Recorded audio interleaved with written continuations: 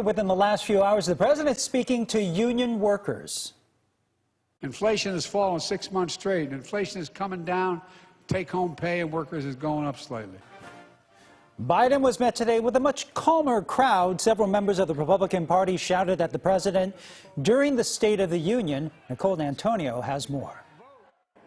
Ryan, after a busy night, President Biden plans to take his message on the road. During the next 48 hours, he's going to travel from Madison, Wisconsin to Tampa, Florida, continuing to talk about jobs and the economy. Mr. President! President Biden headed to Wisconsin this morning to speak with union workers and promote his economic agenda.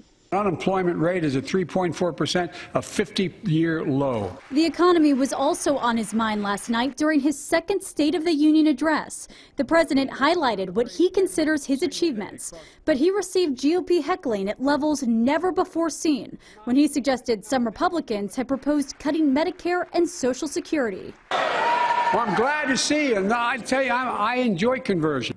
He is simply unfit to serve as commander-in-chief. Former Trump press secretary and newly installed Arkansas Governor Sarah Huckabee Sanders delivered the Republican response. The Biden administration is doubling down on crazy. Last night's speech was one of the rowdiest State of the Union addresses in recent history, with House Speaker Kevin McCarthy actually shushing members of his own party at least 4 times. There is more, I would say, activity in the chamber probably than there used to be. But, you know, I think that's probably characterizes a little bit of the change in our politics. Vice President Kamala Harris believes the president did a good job of dealing with the many distractions. I think the president was in command and he was focused on the American people. There were some suggestions that President Biden used his address last night as a soft launch for a re-election bid.